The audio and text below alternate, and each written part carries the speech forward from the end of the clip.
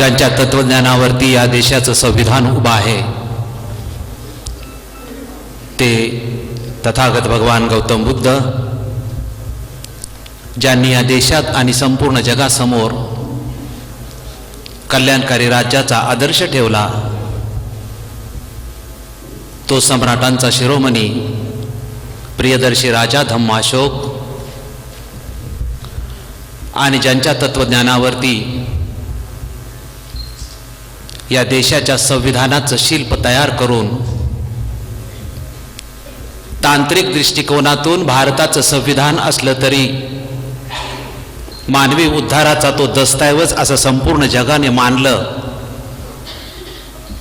आणि हे शिल्प तयार करणारे विश्वरत्न महामानव डॉक्टर बाबासाहेब आंबेडकर आणि बहुजनांच्या सर्व महापुरुष या सर्वांना या ठिकाणी सर्वप्रथम विनम्र अभिवादन करतो। राष्ट्रीय संविधान साहित्य संमेलनाच्या निमित्ताने बॅरिस्टर जोगेंद्रनाथ मंडल विचार मंचावरती उपस्थित असलेले सर्व मान्यवर, त्याचप्रमाणे या साहित्य संमेलनाच्या परिसराला, प्रवेशद्वाराला, की ज्या ठिकाणी बॅरिस्टर जोगेंद्रनाथ मंडलाच्या पुढाकाराने डॉक्टर बाबासाहेब आंबेडकरांना संविधान सभेमध्ये पोहोचवलं, तो जो एरिया आहे किंवा तो जो विभाग आहे तो पश्चिम बंगालमधला जयसर खुलना याचं प्रवेशद्वाराला नाव, आणि ही साहित्य नगरी, या साहित्य नगरीला अजून एक नाव, जे आपण दुःखाची आणि आनंदाची गोष्ट असा दोन्हीही संगम झाला की सिकलसेलचा लढवय्या संपूर्ण भारतात ज्यांचं नाव होतं आणि ज्यांना भारत सरकारने कालच पद्मश्री जाहीर केली, ते कालकथित संपत रामटेकेजी। साहित्य संमेलनाच्या आयोजकांनी हे जे ऐतिहासिक क्षण आहेत किंवा संविधानाशी संबंधित आहेत, हे विचार मंचाला नाव किंवा प्रवेशद्वाराला नाव किंवा परिसराला नाव दिलं, त्याबद्दल मी सर्वप्रथम त्यांचं या ठिकाणी त्यांना धन्यवाद देतो, आभार मानतो। या ठिकाणी या साहित्य संमेलनासाठी गेल्या 17 वर्षापासून सातत्याने उपस्थित असलेले, आज या ठिकाणी विविध भंडारा जिल्हा लाखांदूरपासून सर्व मान्यवर या ठिकाणी उपस्थित आहेत, सत्कार मूर्ती या ठिकाणी उपस्थित आहेत। बहुजन विद्यार्थी संघ आणि बहुजन प्रबोधन मंच यांनी हे साहित्य संमेलन आयोजित केलेलं आहे। या सभागृहात उपस्थित असलेल्या सर्व धम्मबंधू आणि भगिनींनो, आपणाला प्रजासत्ताक दिनाच्या शुभेच्छा देतो आणि सर्वप्रथम आपणाला सप्रेम जय भीम करतो। जय भीम। लाखांदूरवासियांचा आणि आयोजकांचा मी पुन्हा एकदा आभार मानतो, कारण ही माझी 6वी वेळ आहे। एखाद्या साहित्य संमेलनाला 6 वेळा अध्यक्ष करणं म्हणजे एकदा केल्यानंतर आयोजक आणि सगळेच म्हणतात की पुन्हा याला बोलवू नका, परंतु मला परत परत बोलवलेला आहे आणि आपण सर्व मला ऐकता, त्यामुळे तुमचे मी कायमस्वरूपी ऋण मानतो आणि तुमच्या ऋणातच राहतो। लाखांदूरवासियांनी हा जो मला बहुमान दिलेला आहे त्याबद्दल माझ्या आयुष्यातली ही फार मोठी प्रेरणादायी घटना आहे। या ठिकाणी साहित्य संमेलनाचे विषय जो दिलेला आहे, मी फक्त विषयाशी संबंधित बोलीन। अध्यक्ष जरी असलो तरी मला जे काय बोलायचं ते सर्वच बोलता येणार नाही, म्हणून माझं लेखी भाषण आहे की या निमित्ताने मला जे काय बोलायचं होतं ते सर्व मी लेखी दिलेलं आहे। अध्यक्ष म्हणून अगोदरच्या ज्या विचारमंचावरील या निमित्ताने जे वक्ते बोललेले आहेत त्या वक्त्यांच्याही वक्तव्यावर बोलण्या इतपत आपल्याकडे वेळ नाही, त्यामुळे मी त्यांच्या वक्तव्यावर बोलणार नाही, कारण त्यांच्या वक्तव्यावर बोलण्या इतपत पण ते म्हणजे माझ्याही पेक्षा विद्वान असतील असं मी समजतो। त्यामुळे त्यांचेही विचार आपण ऐकलेत आणि माझेही अध्यक्ष म्हणून विचार या ठिकाणी तुमच्या समोर ठेवण्याचा मी प्रयत्न करणार आहे। आपला जो विषय आहे तो विषय की गेल्या 68 वर्षातील संविधानाची जी वाटचाल आहे प्रजासत्ताक भारताची, तर गेल्या 68 वर्षामध्ये भारतीय संविधानाच्या संदर्भात ज्या ज्या घटना घडल्या आणि भारतीय संविधानाच्या माध्यमातून हा देश कसा घडला, तर आपण भारतीय संविधानाच्या माध्यमातून जे काही घडलेलं आहे त्याच्या संदर्भात विचार करताना प्रथम मी मुद्दा या ठिकाणी तुमच्या समोर ठेवतो की थोडक्यामध्ये की भारतीय संविधानामध्ये हा जो फोटो आहे हे 299 सभासद होते, 229 हे राज्यातून निवडून आलेले आणि 70 हे संस्थानिकांचे, असे एकूण 299 सभासदाची संविधान सभा होती. या संविधान सभेमध्ये 2 वर्ष 11 महिने आणि 17 दिवसामध्ये भारताचं जे मूळ संविधान आहे ते 22 भागामध्ये विभागलेलं आहे. 395 कलमाचं आहे आणि सुरुवातीच्या 8 अनुसूची आहेत, जे आपल्याला या संविधानाच्या प्रतीमध्ये सापडेल की मूळ संविधान आहे. संविधानाची वाटचाल जर आपल्याला गेल्या 68 वर्षाची पाहिजे असेल तर मूळ संविधान आणि 2017ची संविधानाची प्रत, या दोन्ही संविधानाच्या प्रतीचा आपण अभ्यास केल्यानंतर आपल्या लक्षात येईल की मूळ संविधानानंतर 2018 पर्यंतची जी संविधानाची प्रत आहेत याच्यामध्ये नेमके काय काय एक्झॅक्ट बदल झालेले आहेत.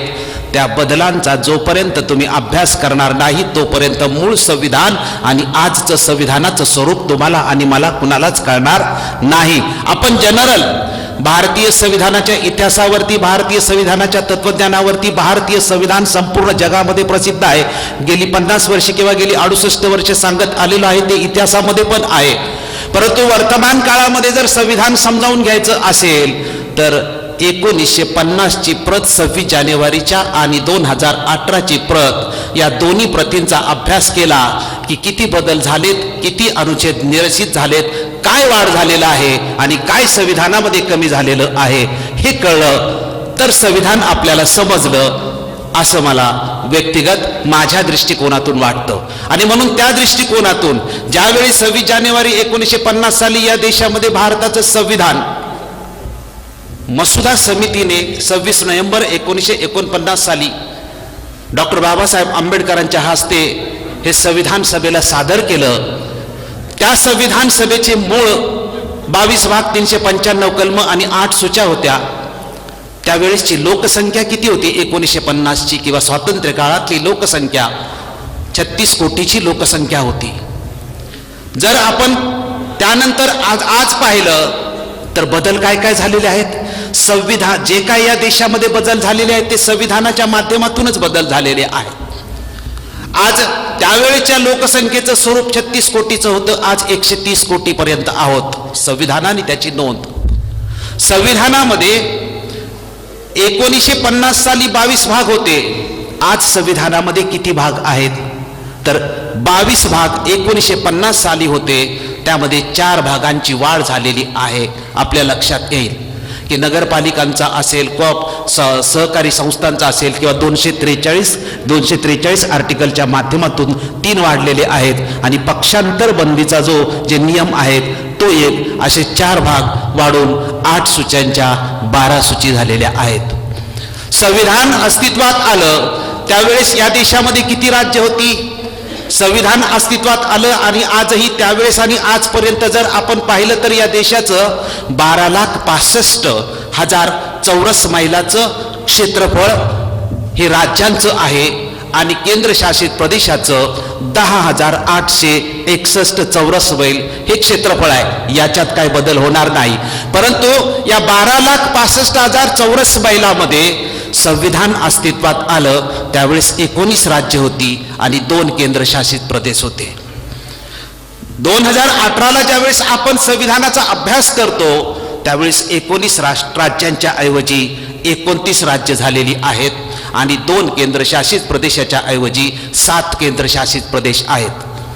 जसं मुंबई प्रांताचा गुजरात आणि महाराष्ट्र निर्माण झाला, अशा पद्धतीने गेल्या 68 वर्षामध्ये 10 राज्य वाढलेली आहेत, 4 संविधानामध्ये भाग वाढलेले आहेत आणि एकूण संविधानाच्या 68 वर्षामध्ये जर अनुच्छेदामध्ये काय बदल झाला, काय निश्चित झाला, तर 96 ठिकाणी तुम्हाला 96 अनुच्छेदामध्ये बदल झालेले वाढतील आणि ऍड झालेले वाढतील. 90 पेक्षा जास्त अनुच्छेद तुम्हाला संविधानामध्ये वाढलेले दिसतील, परंतु 395चा आकडा पुढे जात नाही.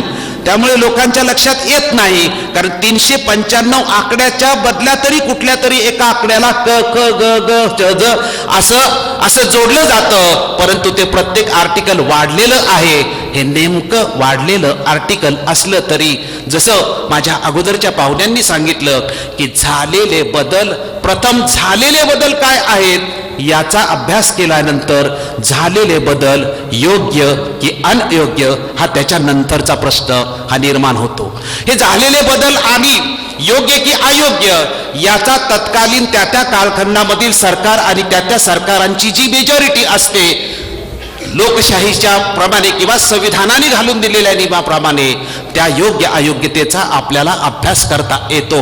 म्हणून संविधानाचं परिपूर्ण ज्ञान घेण्यासाठी ही प्रत आणि आजची प्रत याचा आपल्याला अभ्यास करणं अतिशय आवश्यक आहे. आज ज्या संविधानाच्या, आज हे संविधान किती, हा देश कोण चालवतोय, हा देश कुठला राष्ट्रपती, पंतप्रधान किंवा कुणीच चालवत नाही, तर हा देश संविधान चालवतं. हा देश 395 संविधानाचे जे अनुच्छेद आहेत त्या घालून दिलेल्या शासन पद्धतीच्या माध्यमातून हा देश चालत आहे. हा देश 29 राज्य आणि 7 केंद्रशासित प्रदेशांचा भारतीय संविधानामध्ये, जशा सरांनी सांगितलं, रायपुरे सरांनी, की संविधानामध्ये किती संविधानं आहेत, तर संविधानामध्ये संघाचं एक संविधान आहे, राज्याचं एक संविधान आहे आणि केंद्रशासित प्रदेशाचं एक संविधान आहे. जर आपण संघ राज्य, नंतर राज्य आणि केंद्रशासित प्रदेश अशा 3 भागामध्ये भारताचं संविधान आपल्याला विभागलेलं अधिकृतपणे दिसून येईल. त्यामुळे ही जी संविधानाची पद्धती आहे, आपल्या देशाने 26 जानेवारी 1950ला जी लोकशाही स्वीकारलेली आहे ती नेमकी लोकशाही कुठली याचाही आपण प्रथम लक्षात घेतलं पाहिजे. मी फक्त धावता आढावा घेण्याचा प्रयत्न करणार आहे, कारण माझ्या अगोदरच्या वक्त्यांनी सर्व मुद्द्याला स्पर्श केलेला आहे. आपण लोकशाही स्वीकारलेली आहे.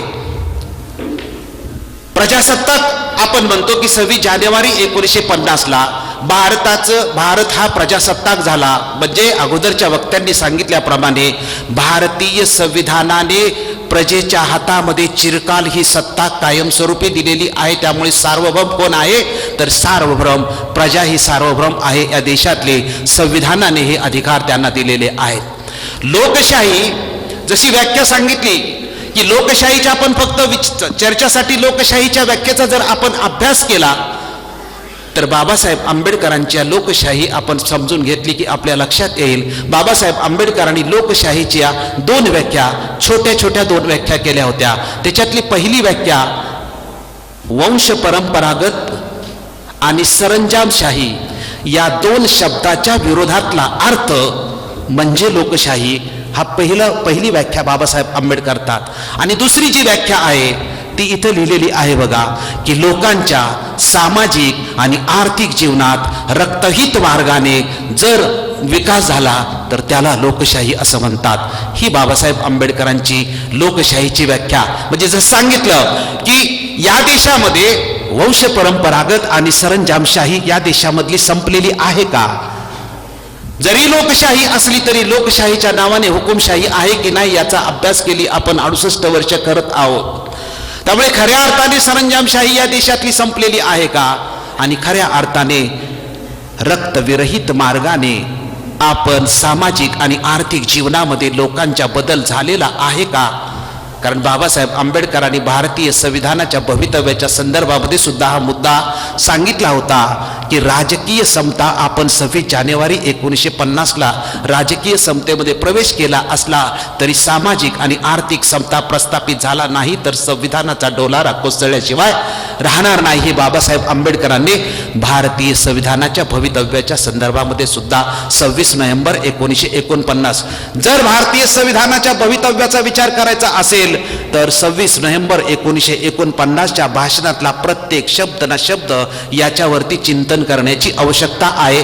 त्यावरती संविधानाला प्रश्नचिन्ह निर्माण करणाऱ्यांना काय उत्तर द्यायची, त्या प्रत्येक प्रश्नाचं उत्तर आपल्याला 26 नोव्हेंबर 1949च्या भाषणामध्ये मिळेल. कारण संविधानाच्या भवितव्याच्या संदर्भात डॉक्टर बाबासाहेब आंबेडकरांनी दिलेली स्पष्टीकरणं आपल्याला या देशाला आहेत.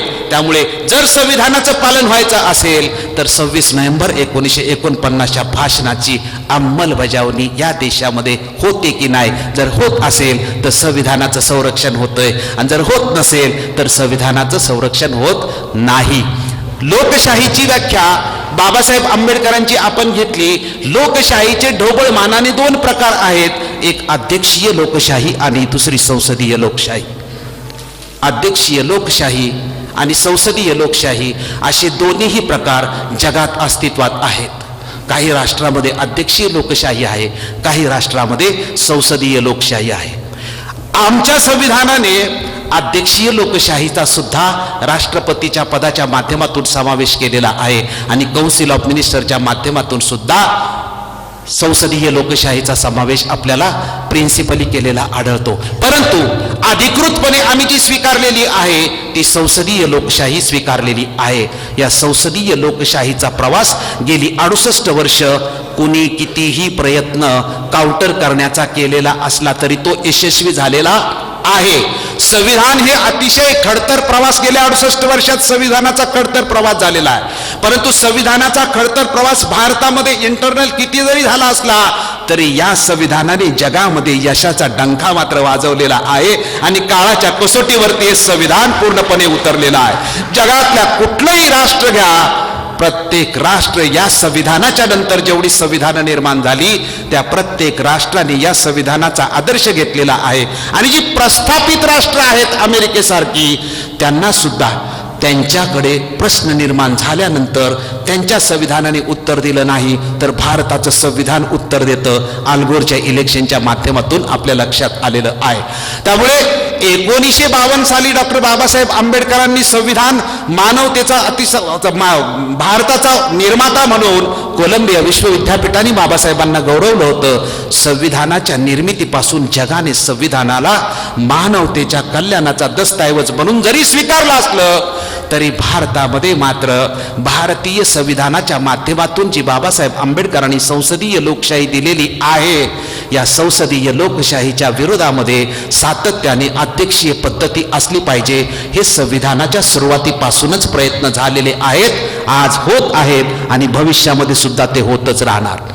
त्यामुळे संविधानात बाबासाहेब आंबेडकरांनी दिलेल्या संसदीय पद्धतीचा असा काही सरळ प्रवास झालेला नाही. तिला सातत्याने आव्हान देण्यात आलेलं आहे.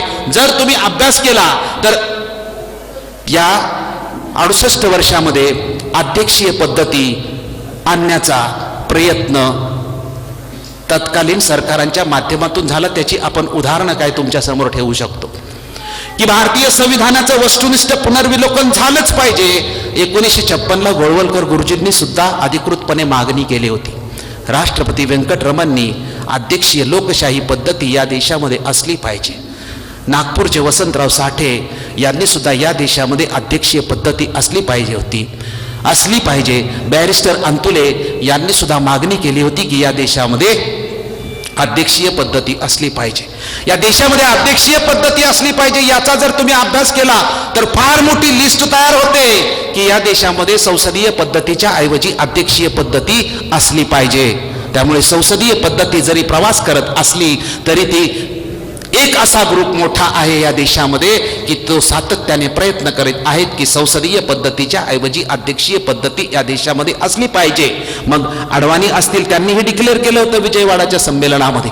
किंवा जर तुम्ही संपूर्ण तो इतिहास बघितला तर तुमच्या लक्षात येईल की संसदीय पद्धती जरी प्रवास करत असली तर इथल्या काही लोकांना संसदीय पद्धतीच्या ऐवजी अध्यक्षीय पद्धती आणणं आवश्यक आहे, परंतु अजूनपर्यंत त्यांना यश आलेलं नाही. 2000 साली, या 2000 सालाच्या अगोदर इंदिरा गांधींच्या कालखंडामध्ये, आणीबाणीच्या कालखंडामध्ये इंदिरा गांधींना स्वतः पत्रकारांनी प्रश्न विचारला होता की बॅरिस्टर अंतुले, वसंतराव साठे किंवा अनेक मंडळी अध्यक्षीय पद्धतीच्या संदर्भामध्ये बोलतात, तेव्हा पत्रकारांनी त्यांना प्रश्न विचारला होता की तुमची भूमिका काय याच्यावर. तेव्हा इंदिरा गांधींनी सुद्धा स्पष्टीकरण कसं दिलं होतं ते बघा. की भारताचा जो पंतप्रधान होतो तो कुठल्या तरी एका जिल्ह्यातून निवडून येतो आणि फक्त 6 लाख लोक त्याला निवडून देतात. तो 6 लाखाचा मतदारसंघ असतो आणि तो जो पंतप्रधान होतो त्या पंतप्रधानाला फक्त त्याच्या मतदारसंघापुरते प्रश्न माहीत असतात. त्याला संपूर्ण देशाच्या मतदारसंघाचे प्रश्न कसे काय कळणार? म्हणजे डायरेक्ट अध्यक्षीय पद्धती पाहिजे असं नाही म्हटले, पण स्पष्टीकरण काय दिलं की भारताचा जर पंतप्रधान असला तर त्याला संपूर्ण देशाच्या माध्यमातून संपूर्ण देशाचा प्रश्न आणि संपूर्ण देशाने निवडून दिला पाहिजे. अशा पद्धतीच्या मतितार्थाचं स्पष्टीकरण इंदिरा गांधींनी सुद्धा केले होते. आपण बघितलं की इंदिरा गांधींच्या कालखंडामध्ये अध्यक्षीय पद्धती असली पाहिजे ही फार मोठ्या प्रमाणामध्ये चर्चा आणि काँग्रेसच्या अधिवेशनामध्ये कामागाता मारो हे जे अधिवेशन झालं होतं या अधिवेशनामध्ये काँग्रेसच्या अधिवेशनामध्ये निर्णय घेतलेला होता पुनर्विलोकन भारतीय संविधानाचं पुनर्विलोकन करण्याचा. आणि एक समिती सुद्धा 12 अध्यक्ष होते काँग्रेसचे, त्यांनी याच्यावरती एक समिती सुद्धा नेमली होती आणि त्या समितीने एक रिपोर्ट सुद्धा बनवला होता, पण तो पक्षीय लेवलला रिपोर्ट होता, सरकारी लेवलला तो रिपोर्ट नव्हता. Fresh look at our constitution असा तो रिपोर्ट बनवला होता आणि संपूर्ण भारतातल्या काँग्रेस अध्यक्षांना राज्यांच्या तो वाटलेला होता. तो सरकारी पातळीवर नव्हता, मात्र पक्षीय पातळीवरती अध्यक्षीय पद्धतीची चर्चा त्या कालखंडामध्ये मोठ्या प्रमाणामध्ये झाले. म्हणजे जे या देशामध्ये मोठे सत्ताधारी होते आणि राहणारे पक्ष आहेत या दोघांचीही आपण मुद्दे लक्षात घेतलं पाहिजे. आणि म्हणून जर या देशामध्ये संसदीय लोकशाही पद्धती असली पाहिजे आणि ती टिकून राहणं हे आमच्या दृष्टिकोनातून आमच्या भवितव्याच्या दृष्टिकोनातून असले तर या दोघांच्या पेक्षा तिसरं काहीतरी तुमचं स्वतःचं आणि बाबासाहेबांचं असलं पाहिजे की नाही पाहिजे याच्यावरती चिंतन तुम्ही आम्ही सर्वांनी मिळून करण्याची आवश्यकता आहे. त्यामुळे भारतीय संविधानाचा अभ्यास करताना एकाला असं बोललं आणि दुसऱ्याला सोडलं किंवा दुसऱ्याने असं बोललं तर तिसऱ्याने आपल्यासारख्या विचारवंतांनी निष्पक्षपणाने गेल्या 68 वर्षामध्ये संविधानाशी कोणी कसा खेळ केलेला आहे याचं चिंतन करणं आवश्यक आहे. मला याला मदत करायची म्हणून याचे मुद्दे सोडायचे याच्या बाजूनी बोलायचं किंवा याला मदत करायची म्हणून याचे मुद्दे सोडायचं आणि याच्या बाजूनी बोलायचं, दोघांचाही फायदा होतोय.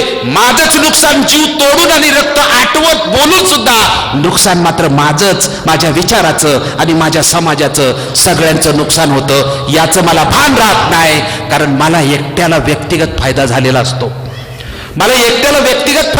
असतो, सामाजिक काहीच फायदा झालेला नाही. आपण हेही लक्षात घेतलं पाहिजे. मी सातत्याने प्रत्येक स्टेजवर म्हणतो की व्यक्तिगत फायदे होत आहेत, सामाजिक फायदा होण्याची गरज आहे संविधानाचा. आपल्याला सामाजिक स्तरावरती पॉलिसी बनण्याच्या गरज आहेत. आपल्याला संविधान या देशाच्या मानवी कल्याणाचा दस्तऐवज असताना सुद्धा या देशातल्या SC ST OBC मायनॉरिटी आणि बेकारी हे सगळे प्रचंड प्रश्न जसे तसे रुद्ररूप का धारण करतायत याच्यावरतीही चिंतन त्यांनी नाही करायचं. ज्यांना प्रश्न आहेत त्यांनी याच्यावरती चिंतन करण्याची आवश्यकता आहे. कारण जसं रायपुरे सरांनी सांगितलं, राजा मी आहे आणि राजाचाच प्रश्न सुटत नाही. राजा मी. या देशात आपण म्हटलं की सार्वभौम सत्ता कुणाच्या हातात आहे?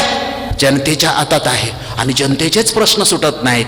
मग सार्वभौम सत्ता ज्यांच्या हातात आहे त्यांचे प्रश्न का सुटत नाही याच्यावरती जास्त चिंतन आपल्याला करण्याची आवश्यकता आहे. आणि मग दुसऱ्यावर टीका करण्याच्या ऐवजी मला नेमकं काय करायला पाहिजे, मी काय करणं आवश्यक आहे याच्यावर जर सगळी विद्वत्ता, याच्यावर जर सगळी शक्ती खर्च केली आणि माझा मार्ग जर मी शोधून काढला तर मात्र काहीतरी होऊ शकतं. परंतु टीका करण्यामध्ये सगळी शक्ती संमेलनं जर तुम्ही घालवली तर मग टीकात्मक भाषण सुंदरच होऊ शकेल, परंतु हाती मात्र आपल्या काहीच लागू शकणार नाही. त्यामुळे तुमच्या पुढे मुद्दा ठेवला होता मी की संसदीय पद्धती आणि अध्यक्षीय पद्धती संविधानाच्या सुरुवातीपासूनच संविधानाला काउंटर करण्याचा प्रयत्न जरी झाला असला तरी संविधानाने आपलं यश मात्र अजून जसे तसं ठेवलेलं आहे. संविधानाला अजूनपर्यंत तरी डायरेक्ट गालबोट लावण्याचा प्रयत्न झालेला असला तरी तो यशस्वी झालेला नाही. कारण 2000 साली व्यंकटाचलय यांच्या अध्यक्षतेखाली भारतीय घटनेचं पुनर्विलोकन करण्यासाठी जो आयोग नेमला होता, भारतातून प्रचंड मोठ्या प्रमाणात मोर्चे निघालेले जरी होते तरी अधिकृतपणे डॉक्युमेंट बनलेलं आहे. दोन त्यांचे अहवाल म्हणजे दोन खंडामध्ये अहवाल मात्र भारत सरकारला सादर केलेले आहेत आणि ते एक डॉक्युमेंट भारत सरकारचं अधिकृत झालेलं आहे. याच्यावर पण आपण लक्ष ठेवलं पाहिजे. 2000 सालापर्यंत व्यंकटाचलयांच्या रिपोर्टमध्ये सांगितलेलं आहे की 1950 सालापासून 2000 सालापर्यंत भारतीय संविधानाचं पुनर्विलोकन सरकारी पातळीवर झालेलं नाही, म्हणून आता होण्याची आवश्यकता आहे. जसं संविधानाची सिल्वर जुबली 1975ला काँग्रेसने संविधानाचं पुनर्विलोकन करण्याचा निर्णय घेतला आणि गोल्डन जुबलीला बीजेपीने संविधानाचं पुनर्विलोकन करण्याचा निर्णय घेतला. त्यामुळे संपूर्ण काय घटना आहेत याचा आपण अभ्यास करणं अतिशय आवश्यक आहे. अध्यक्षीय पद्धती आणण्याचा प्रयत्न या देशात झालेला आहे, हेही आपण अधिकृतपणे लक्षात ठेवायचं. आणि तो थांबलेला नाही, तो प्रयत्न सातत्याने चालू आहे. अगदी त्याचं उघडपणे उदाहरण देतो की या देशामध्ये निवडणुकाच्या ज्या पद्धती आहेत, निवडणुका लोकसभेची आणि विधानसभेची निवडणूक असेल, संविधानाने ती कशी घ्यायचं ठरवलेलं आहे. पण राज्यातल्या स्थानिक स्वराज्य संस्थेच्या ज्या निवडणुका आहेत त्या मात्र कशा घ्यायचं हे संविधानाने सांगितलं नाही, ते राज्याला ठरवण्याचे अधिकार दिलेले आहेत. ते राज्याला ठरवण्याचे अधिकार दिलेले आहेत. आणि हे राज्याला ठरवण्याचे अधिकार ठरवलेले राजीव गांधीच्या कालखंडामध्ये पंचायत राज्य आपण निर्माण केलं आणि 3 म्हणजे संविधानाच्या ज्या 8 सूची होत्या त्याच्यात 3 भाग जे वाढलं ते पंचायतीच्या कालखंडामध्ये नगरपालिकेचा, महानगरपालिकेचा आणि कोऑपरेटिव्ह संस्थांचा. यामध्ये आता आपण बघितलं नगरपालिकेचा, नंतर ग्रामपंचायतीचे इलेक्शन महाराष्ट्रामध्ये झाले आणि थेट सरपंच पदाच्या निवडणुका प्रथमच महाराष्ट्रामध्ये थेट सरपंच पदाच्या निवडणुका झाल्या. नगराध्यक्ष पदाची थेट निवडणूक होते. या थेट निवडणुकाचा प्रकार आम्ही 2000 साली थेट निवडणुकांना विरोध केलेला आहे, अध्यक्षीय पद्धतीला विरोध केलेला आहे. थेट निवडणुका म्हणजे काय? भारताच्या संविधानामध्ये लोकसभेची विधानसभेच्या निवडणुकीमध्ये सांगितलेलं आहे की सभागृहाचा नेता निवडून आलेले लोक निवडतील आणि तसेच संकेत घेऊन काही वर्ष ग्रामपंचायत निवडून आलेले लोक सुद्धा निवडून आलेले लोक सरपंच निवडत होते. म्हणजे राज्य तसंच आहे. प्रत्येक वेळी सरकार बदललं की त्या सरकारला तो अधिकार आहे की आता माझ्या काळामध्ये या स्थानिक स्वराज्य संस्थांच्या निवडणुका कशा घ्यायच्या त्या. आणि त्या अधिकारामध्ये आपण बघितलं की गेल्या वेळेस नगरपालिका महानगरपालिकामध्ये 3 सदस्यीय वार्ड बनला होता, आता 4 सदस्यीय बनलेला आहे. त्याच्या अगोदर एकच होता, एकटा निवडून येत होता. ज्याची सत्ता येईल तो या स्थानिक स्थानिकच्या स्वराज्य संस्था यांची निवडणुका कशा घ्यायच्या हे ठरवण्याचा अधिकार अधिकृतपणे आपल्याला 1990च्या नंतर राजीव गांधींच्या कालखंडामध्ये जे पंचायती राजचे जे नियम बनवले गेले 243 आर्टिकलच्या अंतर्गत हे जे नियम बनवलेले आहेत त्या नियमांच्या अंतर्गत आता सरपंचाची थेट निवडणूक, नगराध्यक्षाची थेट निवडणूक म्हणजे अध्यक्षीय पद्धती झाली. हे लक्षात ठेवा. संविधान लोकसभेत आणि विधानसभेत परमिट करत नाही आणि अध्यक्षीय पद्धती जर आणायचीच आहे. संविधान सांगतंय की लोकसभेचा आणि विधानसभेचा नेता जो आहे तो निवडून आलेल्या लोकांनी निवडायचा आहे. हे संविधान डायरेक्ट नेता परमिट करत नसलं तरी सुद्धा 2014च्या निवडणुकीपासून प्रधानमंत्री पदाचा कॅन्डिडेट आणि मुख्यमंत्री पदाचा कॅन्डिडेट डिक्लेअर करण्याचा प्रयत्न यशस्वी झालेला आहे. आणि आता पक्षामध्ये भांडणं चाललेले आहेत. आमचा कॅन्डिडेट डिक्लेअर करा, तुमचा कॅन्डिडेट तुम्ही डिक्लेअर केला नाही अजून. बघा, आम्ही आमचा कॅन्डिडेट डिक्लेअर केला, तुम्ही तुमचा कॅन्डिडेट डिक्लेअर केला नाही. अगोदरच मुख्यमंत्री डिक्लेअर केला आणि अगोदरच पंतप्रधान जर तुम्ही डिक्लेअर केला तर हिला अध्यक्षीय पद्धती म्हणायची की नाही म्हणायची? जरी टेक्निकली तुम्ही त्याच्यात बसत नसला तरी तुम्ही अप्रत्यक्षरित्या संविधानिक नीतिमत्तेचं पालन केलं नाही तर संविधान यशस्वी होणार नाही. लोकशाही बाबासाहेब आंबेडकरांनी 7 तत्व सांगितली होती की संविधान यशस्वी करण्यासाठी काय आवश्यक आहे. त्याच्यातलं महत्वाचं आहे की संविधान यशस्वी होण्यासाठी संविधानिक नीतिमत्तेचं पालनच झालं नाही तर संविधान यशस्वी कशा पद्धतीने होऊ शकतं. त्यामुळे ही जी थेट निवडणूक आहे या थेट निवडणुकीचा आपण व्यवस्थित विचार करायला. आपण म्हणतो हे संविधानात सांगितलंय, मूळ संविधानामध्ये हे नाही. राजीव गांधींच्या कालखंडामध्ये हे नगरपालिका आणि या राज्यांना अधिकार दिलेले आहेत आणि राज्यांनी ते आपली सत्ता आल्यानंतर कसं वापरायचं याच्यावरती आहे. याच्यापूर्वी होत होती का थेट सरपंचाची निवडणूक? नाही होत. याच्यापूर्वी एका वार्डामध्ये एक नगरसेवक उभा राहायचा, मग कधी 2चा केलाय, कधी 3चा केलाय, कधी 4चा केलाय. का? तर ज्याची सत्ता येईल तो त्याच्या पद्धतीने करणार आहे. आणि म्हणून याला काउंटर करायचं असेल तर माझीच सत्ता येण्याची आवश्यकता आहे. मला जर संविधानाचं संरक्षण करायचं असेल तर संरक्षण कुठे होतं याच्यावरतीही आपण चिंतन करण्याची आवश्यकता आहे. त्यामुळे ही संविधानाची संसदीय आणि अध्यक्षीय पद्धतीचं थोडक्यामध्ये विवेचन मी तुमच्या समोर केलेलं आहे. तुमच्या समोर पुन्हा मी मुद्दा ठेवणार आहे की संविधान संशोधनाला फार महत्त्व आहे. जर संविधान समजून घ्यायचं असेल, संविधानाचं महत्त्व समजून घ्यायचं असेल तर संविधानाचे झालेल्या संशोधनाचा अभ्यास करणं आपल्याला आवश्यक आहे. संशोधनाचा जर आपण परिपूर्ण अभ्यास केला नाही तर नक्की कुणी कशा पद्धतीने बदल केलेले आहेत आणि आपण त्याच्यावर काय करायला पाहिजे याचं आपल्याला गणित जमणार नाही. मूलभूत चौकट जी आपण सर्व वक्त्यांनी मांडलं की भारतीय संविधानाचा basic structure of Indian constitution, भारतीय संविधानाची मूलभूत चौकट. या भारतीय संविधानाच्या मूलभूत चौकटीचं थोडक्यामध्ये मी विश्लेषण करणार आहे. सर्वांनी मुद्दा तुमच्या समोर जाईल. संविधानाची पहिली संशोधन, 4थं संशोधन, 15वं संशोधन आणि 29वं संशोधन ही 4 संशोधनं आहेत. आणि या 4 संशोधनाच्या माध्यमातून भारतीय संविधानाच्या मूलभूत चौकटीचा प्रश्न जो निर्माण झाला, तो सिद्धांत जो निर्माण झालेला आहे तो 1973 साली भारतीय संविधानाची मूलभूत चौकट हा सिद्धांत निर्माण झालेला आहे. 1973 सालापर्यंत भारतीय संविधानाच्या बेसिक स्ट्रक्चरचा विषय चर्चेला येत नव्हता. हा काय विषय आहे तो समजून घेतला पाहिजे. कारण 2000 साली ज्यावेळेस व्यंकटाचलयांच्या अध्यक्षतेखाली आयोग नेमला होता त्यावेळेस अधिकृतपणे अडवाणीजी, त्यावेळेसचे लॉ मिनिस्टर जेठमलानी, वाजपेयी ही जी मोठी माणसं हे सत्तेची होती त्यांचं एकच वाक्य होतं की भारतीय संविधानाचं पुनर्विलोकन आम्ही संविधानाच्या मूलभूत ढाच्याला हात न लावता आम्ही करणार आहोत. ही त्यांनी म्हणजे पुनर्विलोकन आयोग नेमला होता त्याचा हा निकष होता की बेसिक स्ट्रक्चरला आम्ही हात लावणार नाही. आणि विरोधक असतील, व्ही.पी. सिंग असतील, शरद पवार असतील, मोठमोठे विरोधक त्यावेळेस होते, त्यांची हीच मागणी होती की आम्ही बेसिक स्ट्रक्चर ऑफ इंडियन कॉन्स्टिट्यूशनला आम्ही हात लावू देणार नाही. मी त्याच्यावर पुस्तिका लिहिली होती. मला गंमत वाटत होती की हे म्हणत होते आम्ही हात लावणार नाही आणि हे म्हणत होते की आम्ही हात लावू देणार नाही. मग त्याचं जर तुम्ही चिंतन केलं तर हा विषय पूर्णपणे समजून घेतला पाहिजे.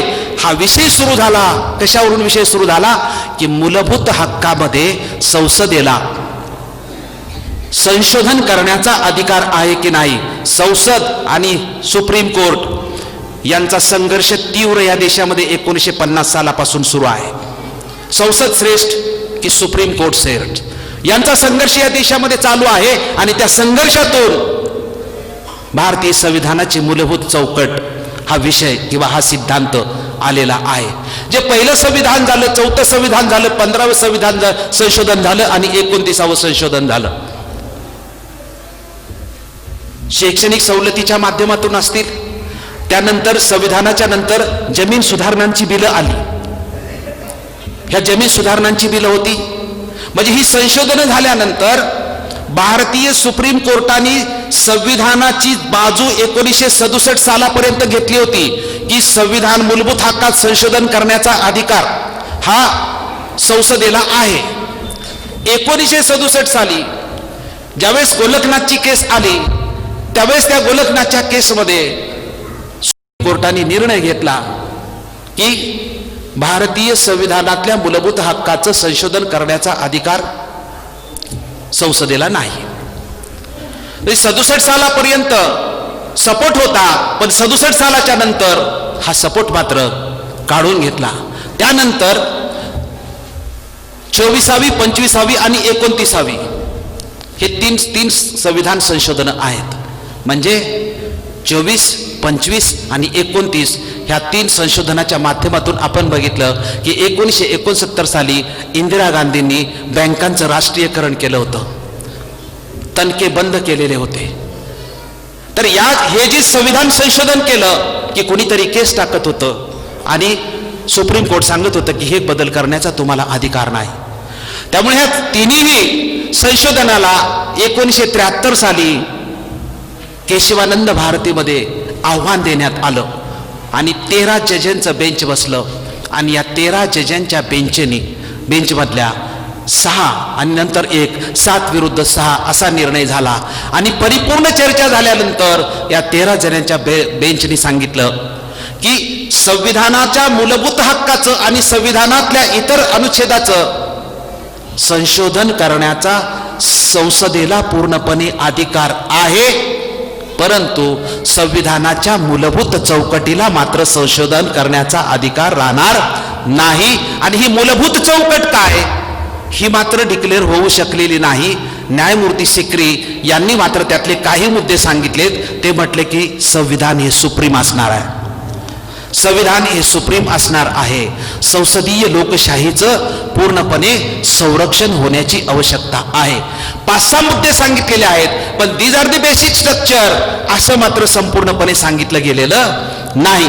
परंतु बेसिक स्ट्रक्चर आहे की नाही हे ठरवण्याचा अंतिम अधिकार न्यायालयाने मात्र स्वतःकडे ठेवलेला आहे. त्यामुळे संसदेला भारतीय संविधानात सांगितलेलं आहे की आर्टिकल 368 प्रमाणे या बेंचनी सांगितलेलं आहे की तुम्हाला संविधानामध्ये संशोधन करता येईल, संविधानामध्ये बदल करता येणार नाही आणि संविधान रद्द करता येणार नाही. संसदेला फक्त आणि फक्त संशोधनाचा अधिकार आहे, संविधान रद्द करण्याचा अधिकार नाही. आणि त्या दिवसापासून बेसिक स्ट्रक्चर हा पूर्णपणे अधिकार जो आहे तो सुप्रीम कोर्टाकडे आहे. त्यामुळे सुप्रीम कोर्ट हे सुप्रीम आहे आणि संपूर्ण संविधानाच्या संरक्षणाची जबाबदारी 1973च्या नंतर अधिकृतपणे कुणाकडे आलेली आहे?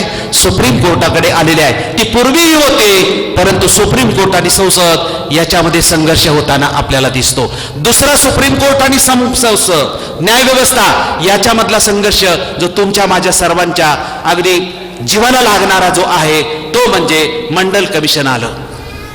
मंडल कमिशन 1992ला आलं आणि मंडल कमिशन हे ओबीसीच्या संदर्भामध्ये होतं आणि ओबीसीच्या संदर्भामध्ये निकाल द्यायचा होता. परंतु सुप्रीम कोर्टाने ओबीसीच्या संदर्भामध्ये निकाल दिला, परंतु त्यात एक वाक्य टाकलं की SC ST ला सुद्धा पदोन्नतीमध्ये आरक्षण मिळणार नाही. त्या कालखंडामध्ये भारतातल्या SC ST संपूर्ण लोकांनी काँग्रेसकडे निवेदने केली. सीताराम केसरी त्यावेळी समाज कल्याण मंत्री होते आणि मग संपूर्ण देशामध्ये आंदोलन होत आहेत की मंडल कमिशनचा निकाल ओबीसीच्या संदर्भामध्ये असताना सुप्रीम कोर्ट मात्र SC STच्या संदर्भामध्येही त्याच्यामध्ये निकाल देतं की या कॅटेगरीला सुद्धा रिझर्वेशन इन प्रमोशन असणार नाही. आणि मग त्यावेळेस नरसिंहरावचं सरकार होतं. सरकारने आपलं ऐकलं SC STचं आणि संविधान संशोधन 77वी संशोधन दुरुस्ती झाली बघा, 77वी घटना दुरुस्ती. आणि 77व्या घटना दुरुस्तीच्या माध्यमातून आपल्याला रिझर्वेशन इन प्रमोशन मान्य करण्यात आलं. हे रिझर्वेशन इन प्रमोशन याला पुन्हा सुप्रीम कोर्टामध्ये चॅलेंज करण्यात आलं वीरपालच्या माध्यमातून आणि पुन्हा सुप्रीम कोर्टाने सांगितलं की संसदेला रिझर्वेशन इन प्रमोशन देण्याचा अधिकार नाही. पुन्हा ते खारिज करण्यात आलं. पुन्हा लोक सरकारकडे गेले आणि सरकारकडे गेल्यानंतर 87वी अमेंडमेंट पूर्ण झाली आणि रिझर्वेशन प्रमोशन हे पाहिजे म्हणून संविधान संशोधन झालेलं आहे. आजही प्रश्न रिझर्वेशन इन प्रमोशनचा आपण सरकारकडे आणि सुप्रीम कोर्टात घेतोय. पण 1990 नंतर किंवा 1905 नंतर जरी रिझर्वेशन असलं रिझर्वेशन इन व्यवस्थेने मान्य केलेलं नाही. इकडे संसद मान्य करते परंतु न्यायव्यवस्थेनं मान्य केले नाही. त्यामुळे येणाऱ्या कालखंडामध्ये सुप्रीम कोर्टाचा रिझर्वेशन इन प्रमोशन निकाल काय लागतोय हेही पाहणं अतिशय आवश्यक आहे. म्हणून मी म्हटलं की ज्या घटना दुरुस्त्या झालेल्या आहेत, जे संविधान संशोधन झालेली आहेत, हे संविधान संशोधन त्याला आव्हान सुप्रीम कोर्टामध्ये केलेलं आहे. सुप्रीम कोर्ट किती संविधान संशोधन मान्य केलेली आहेत आणि किती संविधान संशोधन अमान्य केलेली आहेत याचाही अभ्यास असण्याची आवश्यकता आहे.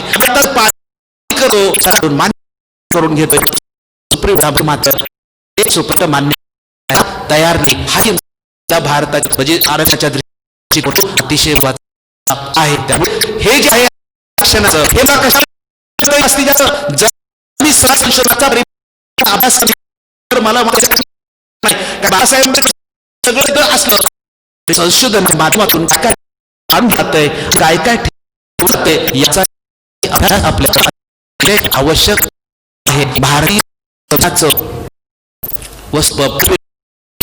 हा एक मुद्दा संसदीय अध्यक्ष पद्धती संशोधन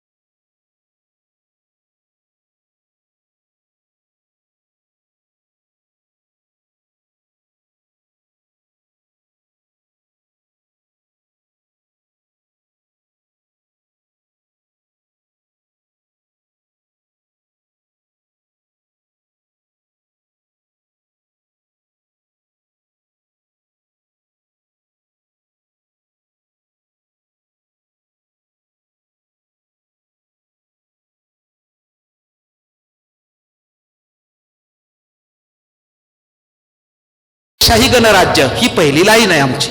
सार्वभौम लोकशाही गणराज्यामध्ये दोन शब्द वाढवले. कुठले वाढवले? समाजवाद आणि त्याच्या अगोदर धर्मनिरपेक्ष. आणि शेवटच्या लाईनला राष्ट्राची एकता होते तिथं एकात्मता हे शब्द वाढवले. झाला तो समाजवाद झाला का? झाला का? का विरोधच्या एकात्मतेत झाला का? विरोध करणाऱ्यांनी 43वी अमेंडमेंट केली. हे अमेंडमेंट दिलं 1977 या गांधी आणि 42व्या अमेंडमेंट माध्यमातून इंदिरा गांधींनी ती शब्द समाज केले आहेत. विधानसभेतल्या आंबेडकरांच्या विषयावर स्पष्टीकरण पाहिलं तर बाबासाहेब आंबेडकरांना उद्देशिकेमध्ये समाज करण्याची आवश्यकता अजिबात पाहिली नाही. आणि स्पष्टीकरण वाढली नाही सर्वांना माहित आहे, पण स्पष्टीकरण कसं आंबेडकर ते आपण लक्षात घेत पाहिजे. मला फक्त समाजवाद नाही पाहिजे, मला फक्त धर्मनिरपेक्ष आर्टिकल म्हणतो समाजवादी आहे, आर्टिकल धर्मनिरपेक्ष आहे. आंबेडकरांनी म्हटले की फक्त समाजवादी भांडवलशाही व्यवस्था त्यांचा मोठ्या प्रमाणात आणि भांडवलशाही अर्थव्यवस्थेपेक्षा आज आहे व्यवस्था निर्माण करू शकतात करू शकते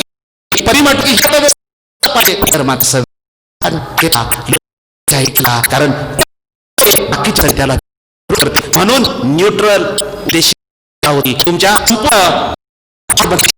त्यांना द्यायचं होतं ते बाबा आंबेडकरांनी दिले होतं. त्यामुळे जे अंबल आहे होतं, त्यामुळे जे अंबल आहे सेक्युलरिझमचा अर्थ भारतीय संविधानाचा काय आहे? समभाव हा अजिबात नाही.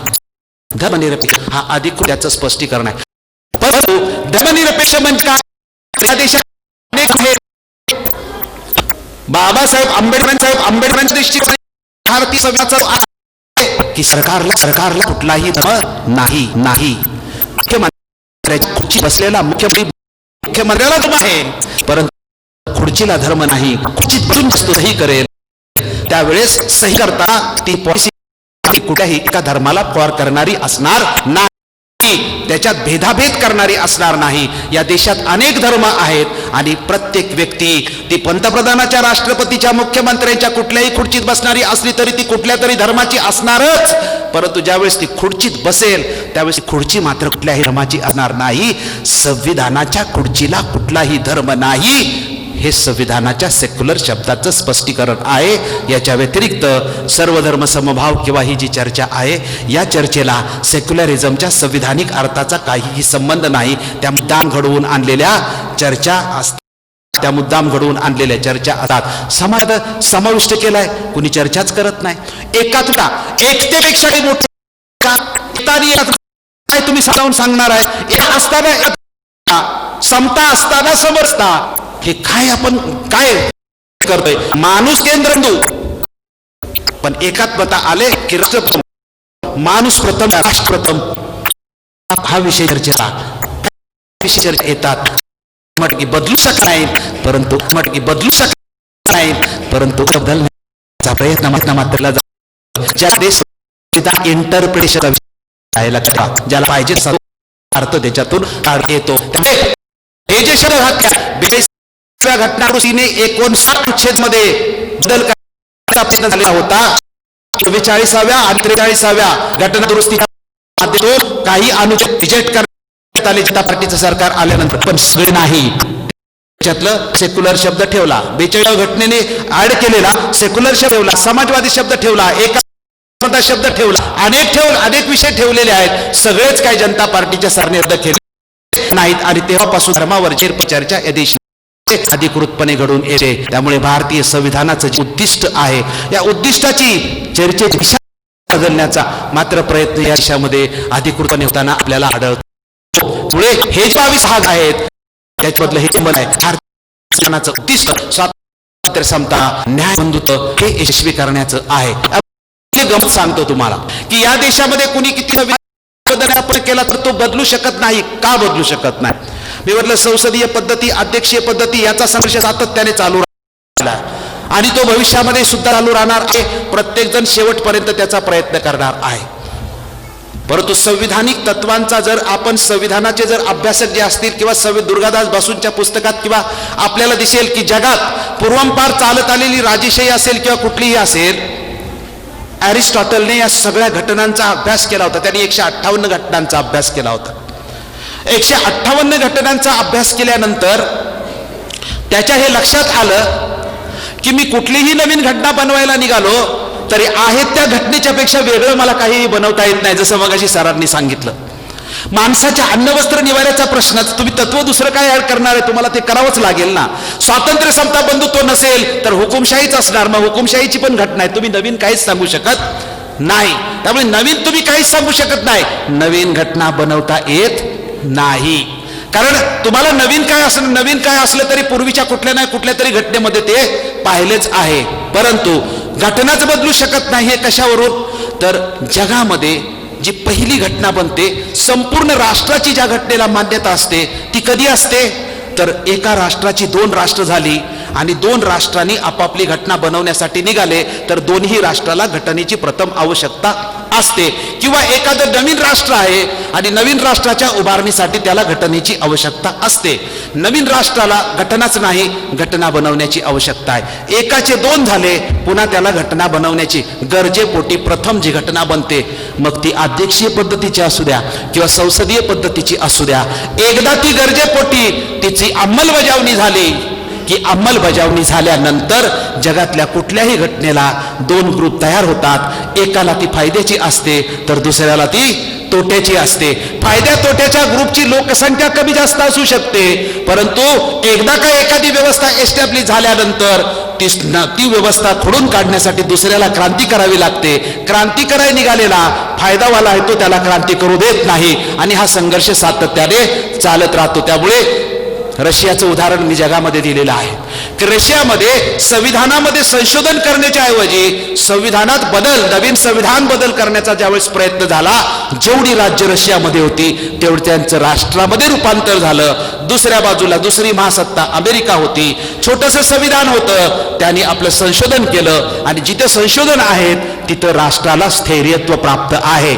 भारतीय संविधानामध्ये संशोधन केलं तर भारतीय संविधानाच्या लोकशाहीला स्थैर्यत्व प्राप्त आहे, पण पद्धती बदलली तर मात्र स्थैर्यत्व प्राप्त होऊ शकणार नाही. हे जगाच्या संविधानांच्या इतिहासावरून आणि व्यवस्थेवरून आपल्या सर्वांच्या हे लक्षात येईल. बाबासाहेब आंबेडकरांनी या देशाला दिलेलं जे संविधान आहे त्याच्यातला शेवटचा मुद्दा सांगतो की बाबासाहेब आंबेडकरांनी संविधानाच्या भवितव्याच्या संदर्भामध्ये काही मुद्दे सांगितले होते.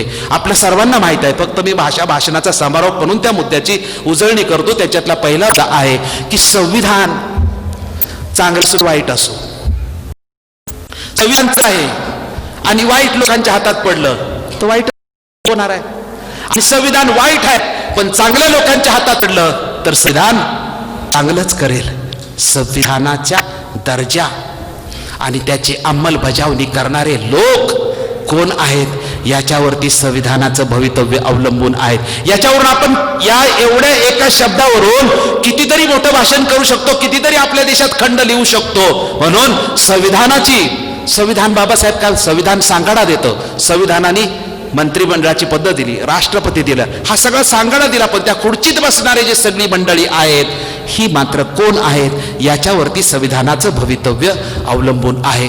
दुसरा मुद्दा बाबासाहेब आंबेडकर सांगतात की अतिशय महत्वाचा मुद्दा सांगतात. बाबासाहेब आंबेडकरची 7 तत्व सांगितली होती, त्याच्यातला की तुल्यबळ विरोधी पक्ष लोकशाही जिवंत ठेवण्यासाठी अतिशय आवश्यक असतो. तुल्यबळ विरोधी पक्ष आणि पुढे वाक्य वापरतात की जर एखाद्या पक्षाची मोठी घसरण झाली तर लोकशाहीला धोका निर्माण होतो.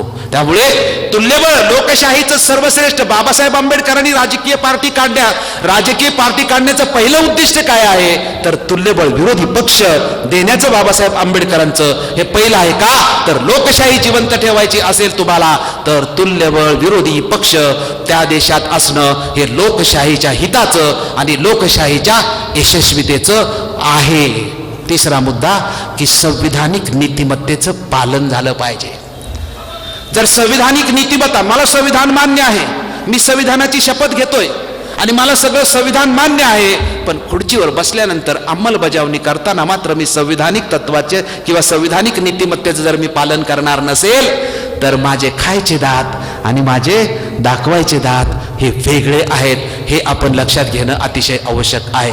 बाबासाहेब आंबेडकर पुन्हा एक सांगतात की वैधानिक कारभारामध्ये समता असली पाहिजे.